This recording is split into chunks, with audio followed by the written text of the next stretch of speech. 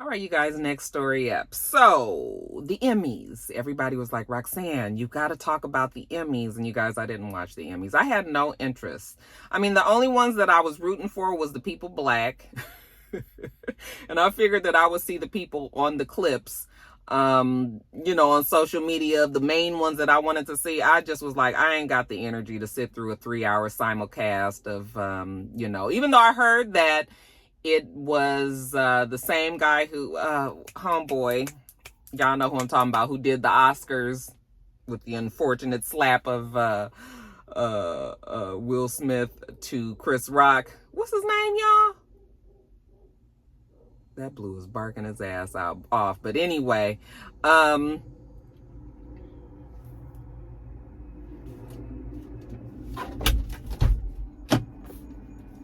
I know that he was the one that produced the show, and so, good for him. So they said it had quite a bit of black elements in the simulcast, but still, I was just like, I don't care. I don't care. I'm just rooting for everybody black. And social media, you guys always have my back, okay? Because I was able to see the people that I wanted to see win, okay? Congratulations are in order, first and foremost, to Shirley Ralph. She won for Best Supporting Actress in a Comedy Series. Very deservedly so. First of all, Abbott Elementary is funny as hell. The cast is talented as hell. We have been rooting for Quinta Brunson and all of her cast there on the show. They were nominated, I think, for 7. I mean, everybody was nominated on that show, pretty much. And we all wanted it to happen for somebody, but I think many of us wanted it to happen for Shirley Ralph because she wanted it to happen so bad. Remember when she got nominated, the video of her crying, it was actually amazing to me that she had never won an Emmy. I mean, she's been involved in a lot of TV projects, but this is the one, I guess, that finally she was able to put her big toe fully in, and she deservedly so won. Okay. And of course, we as black people, child, we be doing the most when we get up there, and she was, I was like, let me not talk. I'm not saying nothing bad about Shirley Ralph, but everybody that has a dream, that, we get up there and baby, we gonna make this speech long, and then we gonna sing at the end. She gave y'all a little bit of all of that. She was like, bitch, I am black. I'm up here and I'm gonna take all my time, and the white people gonna have to sit here and listen. I wasn't mad. She looked great. She looked happy. And it has to be a great feeling to know all of your years and years and years of hard work to finally culminate in this moment, and you finally get recognized for it. You get up on that stage and you can finally be like, I made it. Okay. So very, very happy for Miss Shirley Ralph. Also, Quinta Brunson did win for her comedy writing, best comedy writing. She's funny as hell. Everybody is all up in arms about Jimmy Kimmel falling out or laying on the floor. I still don't even really know why he was on the floor. But the internet has been dragging him mercilessly. And they probably should. Not even probably. They should, because it was just sort of like, I don't know why you thought that this was funny. Okay, this is a black woman. First of all, if it's a black person, we don't get the shit most of the time anyway. But when we finally do win, we don't need no white man making a joke at the time and laid out right in the middle of where I need to be to thank you for my, to give my accolades, shout out to Nene, to the people. So people are dragging him. They piss at him like another white person and taking the moment, taking the shine off of this black person who worked very hard to get to where they are, yada, yada, yada. I totally get it. He totally deserves all of the dragging that he's getting. I do like Jimmy Kimmel. I think that he's a good guy. I think that he made a really bad decision in his you know, in his deciding to do something like that. Like, that was definitely the wrong place at the wrong time. You know how we say, we all make mistakes. Okay, that was the mistake that he made that night. And I know Jimmy Kimmel has said some things in the past that people don't like and can't get past. I got all of that, but I do like Jimmy Kimmel. I watch his show sometimes. And I think that he just really fucked up making the decision to do that. Quinta even said that she was fine with it. She was like, I don't know how the internet is going to do. I was like, girl, the internet is not happy. The internet is not pleased. But she was just like, I've been knowing Jimmy Kimmel for a long time. He gave me my first doing this, that, and the other. So if Quinta ain't mad about it, I'm not going to be mad about it either. Okay? But I do realize that you, Jimmy Kimmel, being up there laid out is just, and then we can't even, they gonna have to Photoshop him out of the fucking pictures, because nobody wants to have a picture of me accepting my first Emmy with this motherfucker laid out on the floor below us, you know? So, just a bad decision. Just wrong all the way around. But we're not gonna let that overshadow the fact that Quinta Brunson, first of all, looked fucking spectacular. She was so pretty in that coppery, goldish, brownish, shimmery kind of dress. You don't, because she's sort of dumpy on the show, you know. I mean, you know, she's not all glammed up Hollywood glam or anything. I mean, she's not ugly or anything like that. She doesn't look a mess on the show or anything, but she looks like a teacher. She's teaching, so she has her teacher clothes on and things like that. But honey, she was not a teacher. Emmy night, her dress, spectacular. Okay, so congratulations to her and the cast. I mean, this is on a major network. The show got a season 2. They're moving along fine. Everybody's been able to parlay that into their show into other opportunities. So it's all been good for them. I know Lizzo won for her reality show on Amazon. Is it Amazon or is it on Hulu? One of those streaming services. Congratulations to her. Congratulations to Zendaya, who for the second year has won. I don't think it was in a row though, but it was 2 years ago. I think she won for Euphoria, her character that she plays on there. And then for this year, she has won again. And she looked beautiful and she was humble and happy. And I just, like I said, everybody black. Okay. I think that in total, don't give me the lying. I don't know how many people it was, but there was a handful of black people that won. So good for all of them. But I can't tell you guys about the fashions. I didn't even go. Somebody actually asked me to talk about the fashions, and I apologize. I didn't even go back and look at the fashions to see who I thought looked best. I did see Lizzo's dress. She wears these real big, I feel like Lizzo is losing weight and not really trying to talk about it, and so I think that when she wears all these big clothes, you can't really tell. I feel like she's gonna bust on us one day and just be a whole lot smaller. But I can definitely see that she's losing weight. I see that she's engaged to this boyfriend that she fully is in love with. I saw an article talking about her saying how much she loves him and everything. Good for her. So I think that maybe she's just focusing on quietly doing what she needs to do to make her feel healthier. And then we're gonna see what happens with all of because she has the show and it's about the big girls that are dancers and all of that. So we'll see.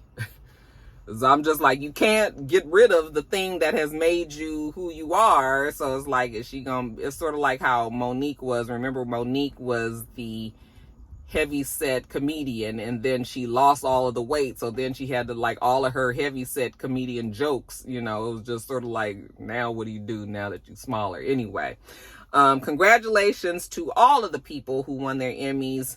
Those are the main ones that I wanted to talk about. Y'all tell me what was your good and your bad and your ugly from the Emmys.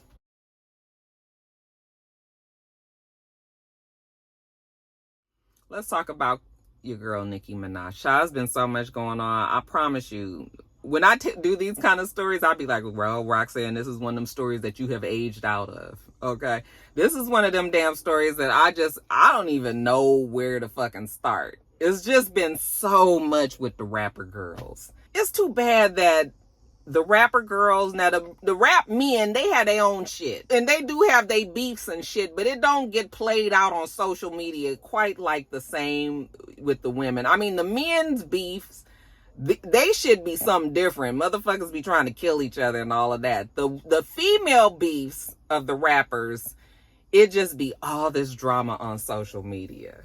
And child, it's been so much. Again, I'm just going to listen. I don't need the Barbs coming after me.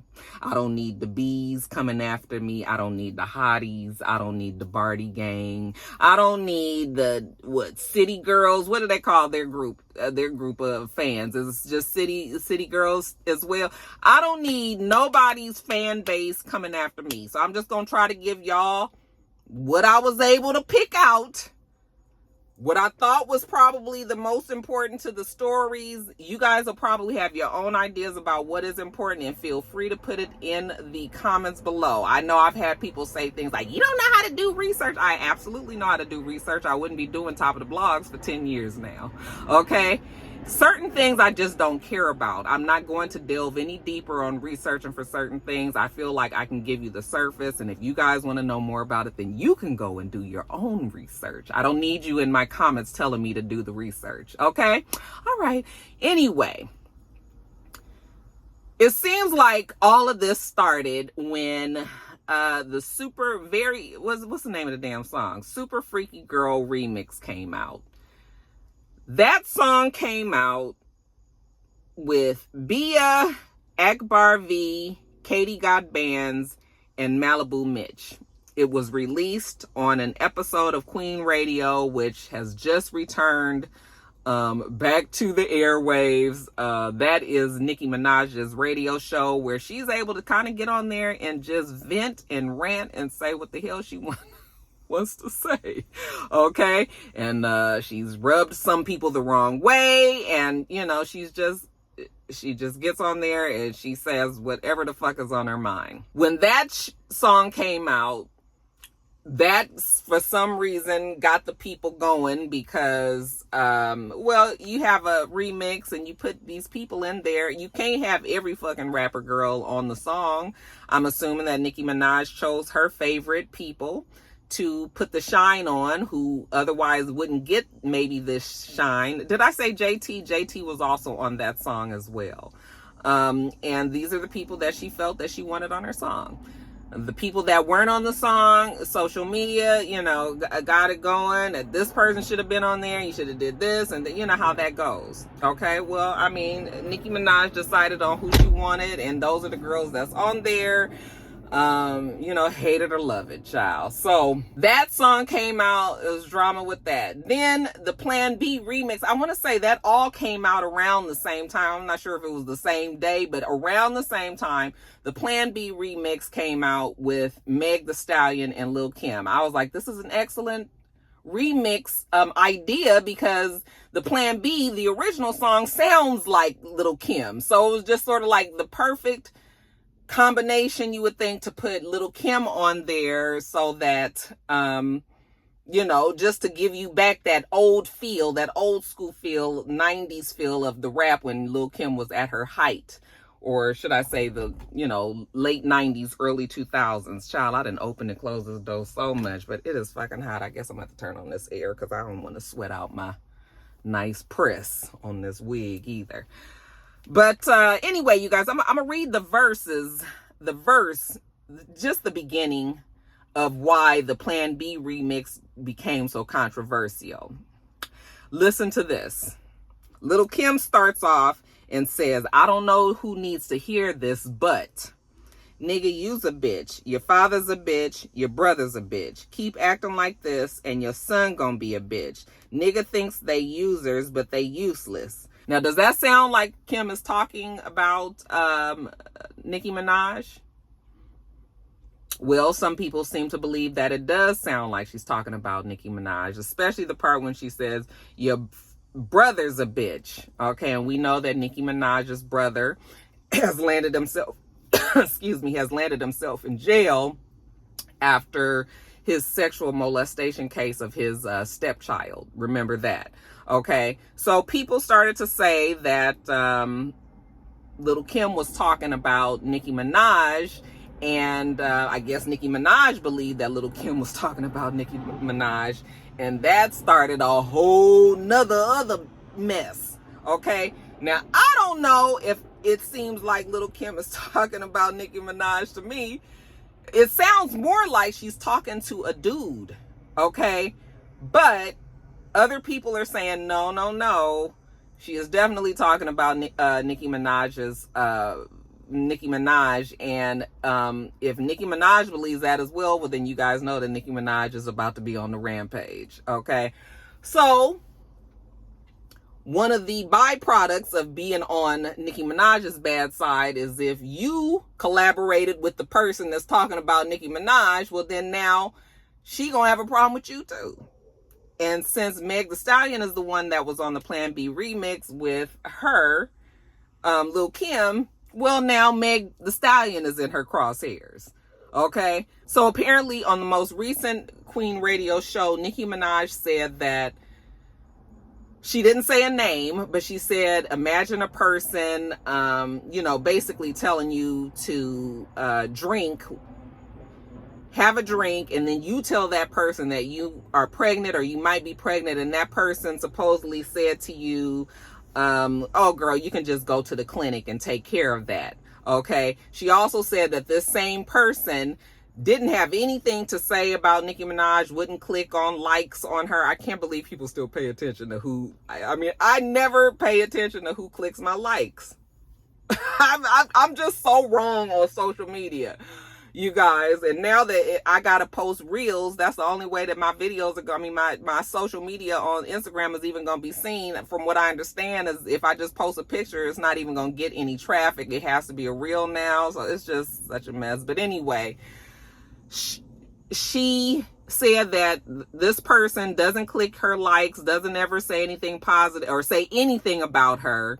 But the minute that this certain person saw that Jay-Z and Beyonce sent her flowers, then this person also tried to send her flowers for her win. She got flowers from Jay-Z and Beyonce, I think because the song went #1. I believe that's what it was, or something along those lines. She had hit some sort of record, okay? And so people started to put together that it was Meg Thee Stallion that she was talking about. So somebody went to Meg Thee Stallion and said, Nicki Minaj is saying that you told her to get an abortion when she told you that she was pregnant and didn't want to drink. This is not the time to be silent. Now, I know Meg is trying to stay out of this because you've got, now these are big names now, right? This is Meg and Kim and Nicki, and Cardi even gets pulled into it eventually. You don't want, I'm sure she don't want to be in no kind of beef with none of them girls. It's different when it's the, it's the other girls, the ones that, ain't as established as a rapper as the other ones are. These are all the main girls. And then, so I'm sure Meg was trying to just stay out of it. But then, of course, she can't let that go out if that's not really what happened. So she just responded and says lies. Okay. But she was like, the person that said all this, did the person at me? No, the person didn't at you or didn't say a name. They just was saying, so people are just kind of just assuming. And so it's all of this. And then there's still all this other chatter in the background. It's all this other stuff. Cardi B, she got in it some kind of way. Child, I don't even remember. Did I put it in my notes? I don't even remember how Cardi B ended up in it, but Cardi B somehow started talking and saying that nobody was atting her, and people were saying these certain things. I'm assuming she's talking about Nicki Minaj. She might not even be talking about Nicki Minaj, but it's all that whole rap group of girls. Everybody fucking mad and arguing and child. I don't know. I loved it back in the day when all of the rapper girls got along. Okay, and everybody knew their place, and folks was willing to try to help the next one, and they hung out together and all of that. Now it's just so cutthroat and just so much drama. It's just like I said, I've aged out. So my younger rock stars, y'all are welcome to take over, and whatever I've gotten wrong or whatever I've left out or whatever it is, y'all put it down there. Now Nicki Minaj has also been in the news. Because like I said, on Queen Radio, she just says whatever the fuck she feel like saying. And she was mad about Garcelle Bouvet. So Garcelle, you guys remember, she was upset about how her children looked on Real Housewives of Beverly Hills, you know, when one of the housewives was, you know, when the fans were basically attacking her children on social media. So Nicki Minaj was like, bitch, did you ever think about how my child would have been when you interviewed that bitch on your show? Talking about the Jennifer Huff girl who is the victim of the you know, alleged raping from her husband. Well, do I have to say alleged? Because he was convicted. You know, he went to jail for it. He paid his time. He's out. He's free. And I guess they would like to move on from it. But Nicki Minaj, like I said, was upset that Garcelle Bouvet, you know, you crying about what's happened with your son. Okay, bitch, if you can't stand the heat, get out the kitchen. Why would you get on the show knowing that it could be some shit that's brought up and then you want to cry about it? Okay, did you think about my son? Did you think about what he would have to hear about his father? Did you think about, no, bitch, you know? So she's going off on Garcelle. I was just sort of like, Nicki, I mean, it wasn't the Garcelle Bouvet show. It was the real, I mean, not the Read, shout out to the podcast, but it was the real. And she doesn't have any choice over who the guests are on the show, you know? So her being upset with her and Lonnie Love, didn't say much about Adrian. I think Adrian was on that interview as well, but maybe not. But anyway, you know, she's mad at them about that. And I was just sort of like, well, Nicki, I mean, she is doing her job, you know? I don't know if Garcelle said anything per se bad about Nicki or the husband. She was just asking the questions and the girl was answering, but Nicki didn't like that. So, you know, it's that going back and forth. We also see that Nicki Minaj is suing a YouTuber who said that she was like a crackhead, I mean, addicted to cocaine, you know, a cocaine head and all of that. Nicki Minaj is following in Cardi B's steps and is suing the YouTuber. She said for no less than $75,000. I think that's how Cardi B ended up getting in it, because Cardi B said that, oh, you know, everybody thought I was tripping when I said I was going to sue the YouTuber and now other people are doing it, you know. So child, it's all this. Like I said, I've aged out. And really, Little Kim and Nicki Minaj and them, they've gotten too old really to be carrying on like this as well. I meant to ask you guys if you thought that I don't know if I asked you that, but did you think that Nicki Minaj was talking about Little Kim? Sorry, reverse. Did you think that Little Kim was talking about Nicki Minaj's family in that song? Lil Kim said no, she wasn't talking about Nicki Minaj's family. But of course, 50 Cent. Now, out of all these women that I'm talking about, here come the biggest bitch in the middle of it, telling Nicki that he would go after Kim if he was her, because she's talking about her, you know, Nicki's situation there.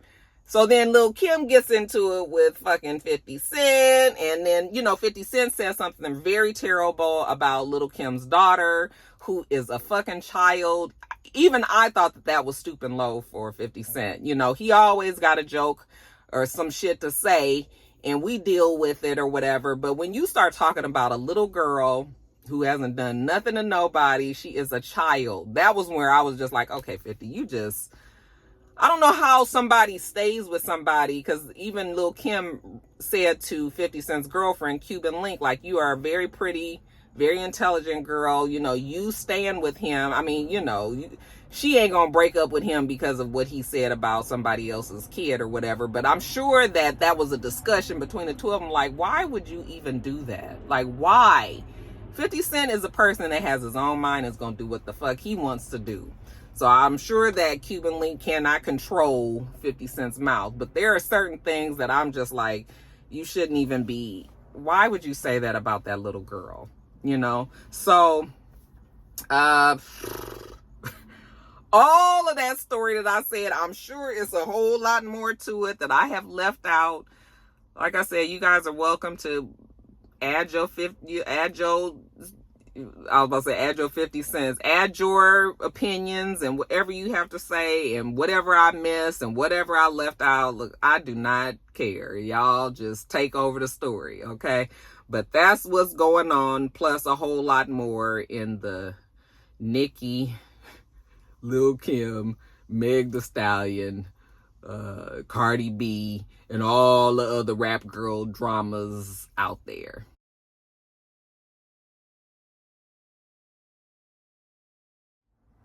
Next story up, you guys. I'm gonna give a rest in peace. Actually, it's a couple of rest in peace. I missed the David Arnold death last week because I think it happened either right after I had posted the top of the blogs or whatever. Or it may have even been a couple of weeks ago, and I thought last week might have been just too late to talk about it, but you guys are still asking me to talk about it. So David Arnold, rest in peace to him. He is the comedian who is mostly known for writing. He's been writing on sitcoms for some years, but he had just now come like kind of into the spotlight. He had a Netflix show or two special done, comedy stand-up specials. I mean, I had just posted him on my Instagram story when he was talking about how women don't know what they want to eat when they go to a restaurant. Very funny man. I don't really know much of his comedy, but he's been around for years. I have seen his face for many years. And at the age of 54 years old, I believe it was, they said that he died from natural causes. Now, I don't know what natural causes mean to somebody who's 54 years old. It's not natural for a person to just die at 54 years old. Okay, so either they didn't want to say how he actually died or they didn't have any idea how he died at the time. I think they meant maybe natural causes, meaning they didn't expect any foul play to come into this. Didn't look like he was on drugs or anything like that. So his body naturally died, but there had to have been something wrong there, and maybe they just weren't aware. So we're still waiting to hear if we do about that. But yeah, sad, because they're saying that he was just now getting to the point where he was comfortable being in the spotlight, and he's got these specials and he's about to be out there and he's using social media to his advantage. And then for him to just die unexpectedly like that was a shock. So rest in peace to David Arnold. Also rest in peace to Jesse Powell. He is the singer. I only know of one song of his, and that is You.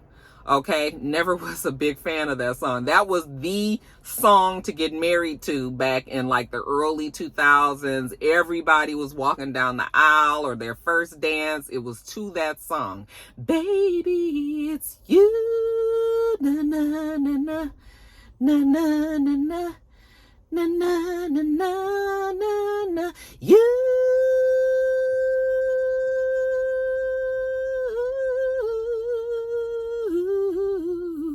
You, when you open your eyes and something that's on, I just wanna make love from this day forward. Anyway, that's the song. Never was a big fan of the song because the song always reminded me of a commercial. I can't even think of what the commercial is, but it was something like, the way you look. It reminded me, was it a makeup commercial? I know some of my rock stars out there that's around my age. You guys might remember. It was like was it an Almay commercial? Anyway, it was a commercial, and that song always reminded me of it. So it just sort of was always one of them songs where I was just like, ugh. And I think that was really his only one big hit. Apparently he was very quiet. Apparently he was very shy, didn't like the limelight.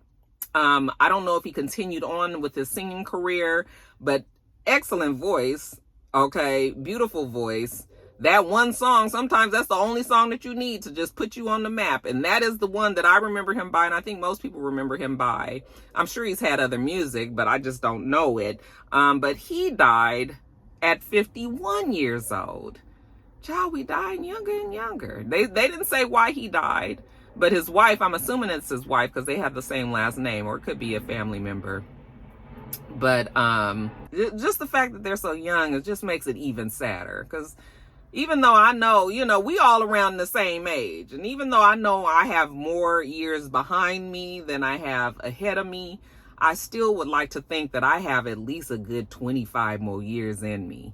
I still expect to be around for my grandkids, and I still want to be there for my children. And I still, so when you start hearing about people dying 54, 51, and then they throw out at us a natural cause on it, you just sort of just be like, oh my God, this is what's happening? So, I didn't see if he was married. Let me look and see. It says that Jesse Powell was not a married man in his lifetime. Before he died, no record showed he was dating. He kind of was off the map. So I don't really know where Jesse Powell has been. But like I said, the news have come that he has passed. So rest in peace also to Jesse Powell.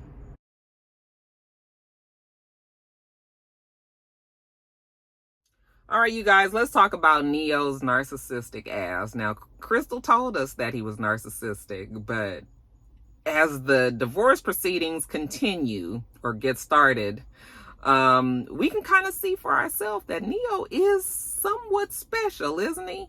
So I told you guys a story. Neyo and Crystal ended up breaking up after they had been together, broke up, got back together, as they renewed their love and their vows for each other. Not renewed it, they actually had gotten a divorce, so they had to remarry to get back married to each other or whatever.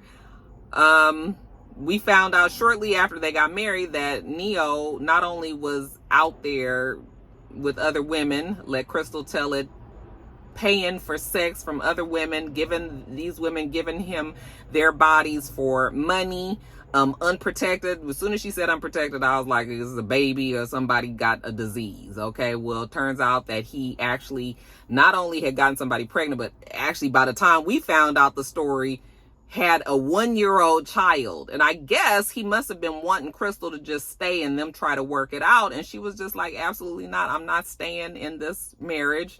I'm not lying about it. You got a baby, you with somebody else. Like, I'm not trying to stay here just for appearances or whatever. I'm out. Okay. And remember, she posted the whole thing on social media. We all knew and all of that. Well, now in the divorce proceedings, he is trying to get a gag order placed on Crystal, on the whole case, because he's saying that he's lost $400,000 in business opportunities as Crystal Renee goes to the blogs and kind of shares her story and makes him look bad. He said that she has been spreading reckless and distasteful comments about him. Nigga, you mad at her for talking about her truth, what you did to her, okay? Because maybe now is the part where I tell you that not only does he have the 1-year-old with the side chick, he also has a new baby on the way with that same side chick. Okay. Well, I guess she ain't the side chick no more because he ain't with Crystal no more. So I guess she gonna be the main now. It's funny because Neyo didn't want no damn kids. He didn't ended up with what? 3, 4, 5, 6. He about to end up with 7 kids. Child.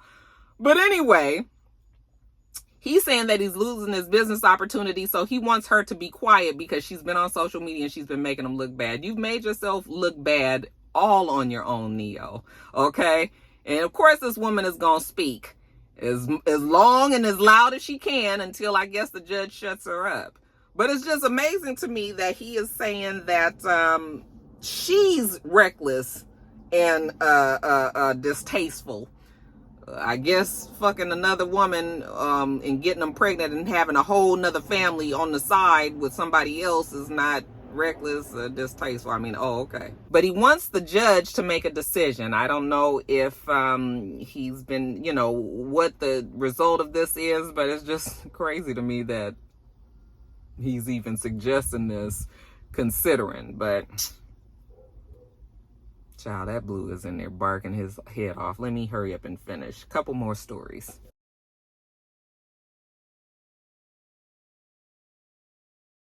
Update on the Tim Norman trial. So I gave you guys a little background of where we was at in the trial last week, which had just started. They just wrapped up the case. The jury is out deliberating. After the star witness, Tre'vell, who was the person who pulled the trigger and killed Andre, got up on the stand and did not answer the way that the prosecution thought that he was going to, did not answer the way he entered his original plea, is kind of upended the case a little bit. Now, I have hope and I believe that the jury will still do the right thing and convict Tim Norman, okay? James Timothy Norman, but people are a little concerned now. Let me tell you why.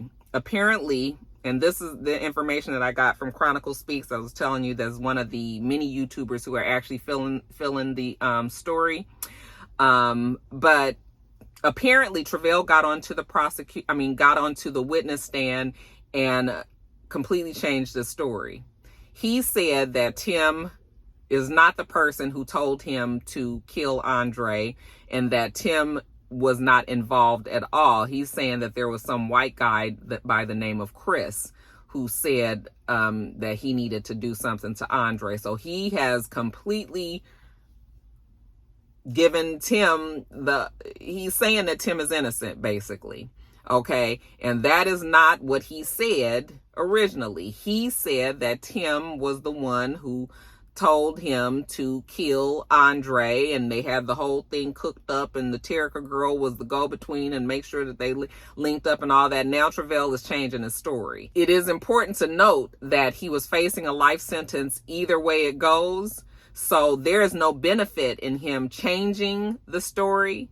So when I think about all of that, I was like, okay, it sounds like somebody has given Tre'vell some sort of visit, okay, and made sure that if he didn't change that story, that the life sentence is probably going to become a death sentence for him.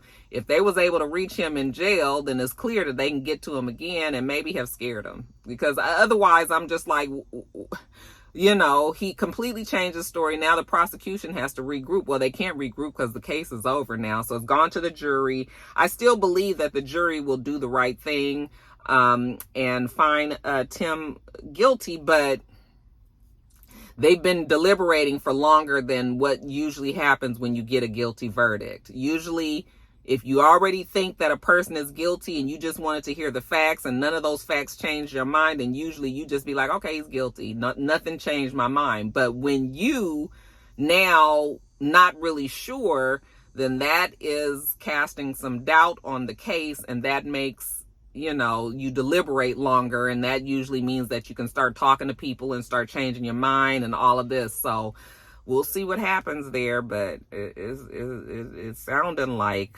you know, Tim is, you know, they are trying everything that they can to get him off. And, but we'll see. I mean, it would be quite the tragedy if Andre died in vain and nobody, you know, if the real person that put the killer up to it, you know, gets to walk free, then I would think that there was a breakdown in justice somewhere. But until the verdict comes up, we just don't know. So we're hoping, I guess they're hoping that the verdict will come today. But the longer that they deliberate, I think it's going to make more and more people worried, at least on the prosecution side. The defense team, that usually means good news for them. But yeah, that's the update on that.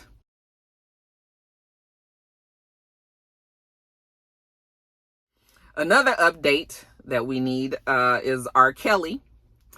He was found guilty on 6 more federal charges in his case that he had in Illinois. Remember, they moved him from New York. Now he was in Illinois. He was facing the charges there. He was found guilty of 3 child pornography counts. He was found guilty of 3 counts of enticing a minor for sex. He was acquitted of charges that he conspired with 2 others, okay, a Derek McDavid and a Milton June Brown, to cover up the tapes and to obstruct justice back in 2008. Okay, that was one of the charges. They were trying to say that he, you know, that they had gotten rid of a bunch of other tapes because apparently RKelly liked to videotape himself having sex, in particular with these young girls, and that they had pretty much been able to erase or demolish most of the other tapes that were out there. I guess they couldn't get any proof on that. So he wasn't found guilty on that. Each child pornography charge carries up to a 20-year sentence, so that's 60 years possibly. The enticement charge carries 10 years each, so that's 30 more years on top of that. He already was sentenced to 30 years in his previous case. Okay. And apparently the jurors heard 4 weeks of testimony from over 30 witnesses. They saw 3 videos of R. Kelly having sex with Jane Doe, who was the main person in this case. This is the one, Sparkle's niece, that they're saying that he was having sex with from when she was 14 years old. She was one of 3 other women that were all given aliases, but she was one of 3 other women that said that they, had sex with R. Kelly when they were minors, like 16, 15, 14 years old. The Jane Doe, Sparkle's niece, she said that they were paid off, the family was paid off in the past, but that was because they were intimidated by R. Kelly and his team to do so, and that they were afraid to speak out. So that is why she's saying all these years she has stayed quiet, and not necessarily just because they were paid, but also because they were afraid. Okay, that is her story. My neighbor is back out there. So now that he's been found guilty on all these charges, they're still waiting for the sentencing. Apparently, they're going to ask that all this runs concurrently with his charges from, was it New York? Yes, New York, right? The 30 years that he has, they're asking that whatever is given to him, that it runs concurrently, so that they can, if he gets 30 years, for example, when they run concurrently, I believe that means that he's not going to do 60. It's going to just be 30 years altogether. He also has another trial in Cook County and one in Minnesota for soliciting a minor. So he still has legal problems, you guys. I don't know if R. Kelly is gone, child. This shit is so bad. I'm just like, child, we gonna find out that R. Kelly gonna be over it, and like something tragic might happen to him, and cause he got a whole bunch of fucking legal problems, like a whole bunch of them, and he didn't, and honey, it's all coming back on him. All coming back on him. I don't know, you guys. I don't want to say what I think it's gonna be, but I know one thing, honey. R. Kelly his ass ain't never getting out of jail. You can forget that.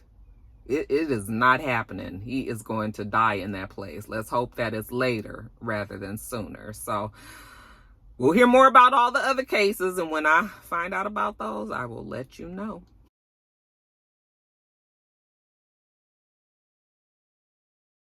And then lastly, you guys, congratulations are in order to all of my fellow YouTubers out there who had a big week this week. Scotty and Jamar, Ooh, Ladies First panel, and the other YouTubers who I don't know them personally, but anytime that I can see a YouTuber, anytime that I see people who do the same thing that I do, and I know the struggles and the things that we go through, when I see them succeeding, when I see them making it happen, when I see the celebrities finally realizing that we are some of the reason why some of their shows have gotten the viewers that they've gotten and gotten the support that they've gotten, is because we are the ones that keep those keep the chatter alive. I mean, social media has a big, they do that too, but the reviewers, I think a lot of times are just overlooked.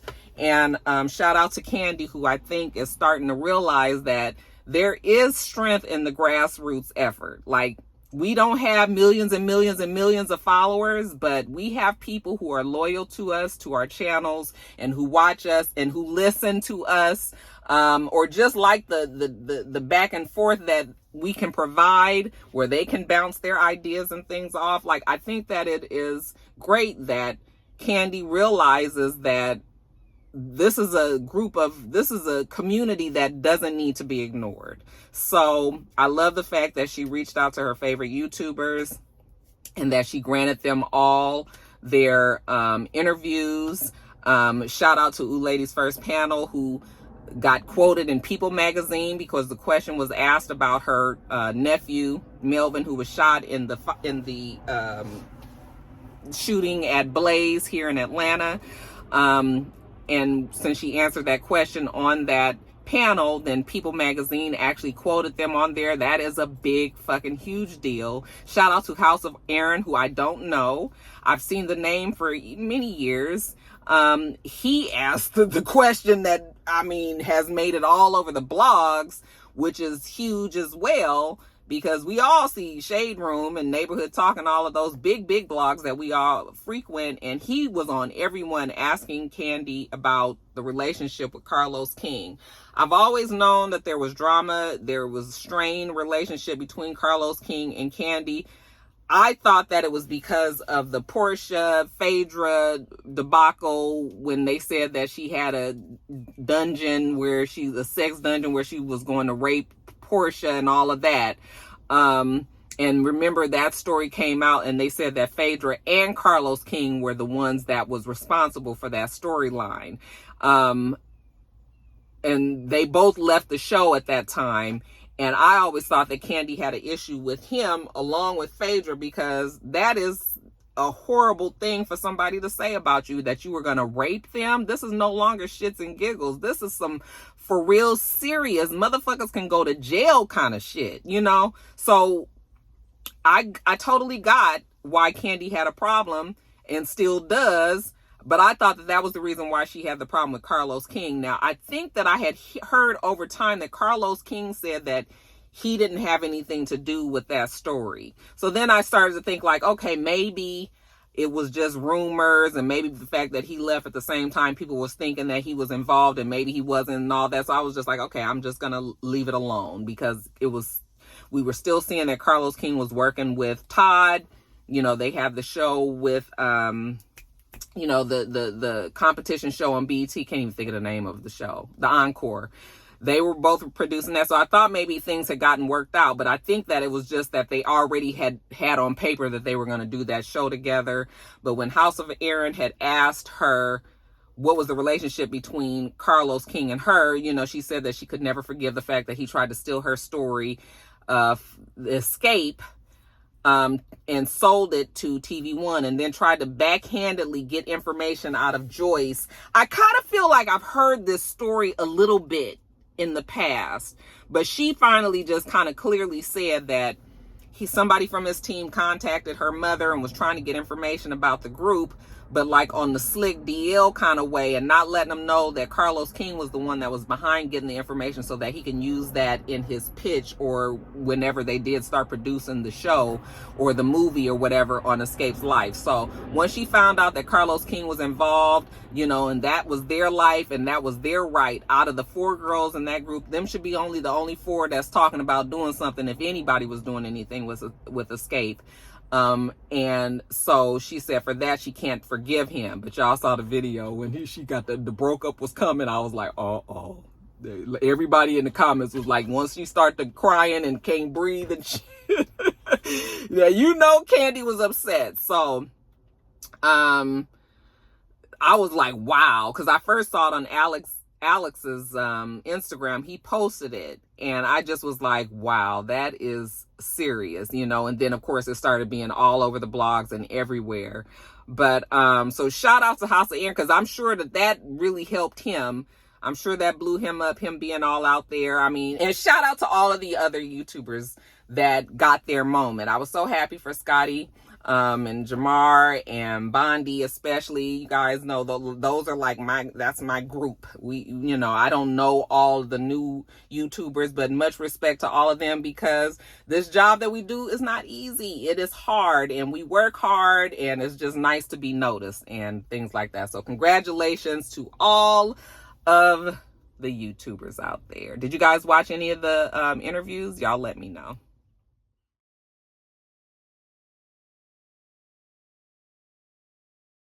All right, you guys, I got to get off of here. Back to work. We do this every single week, so make sure that you rate, comment, and subscribe, and make sure you come back.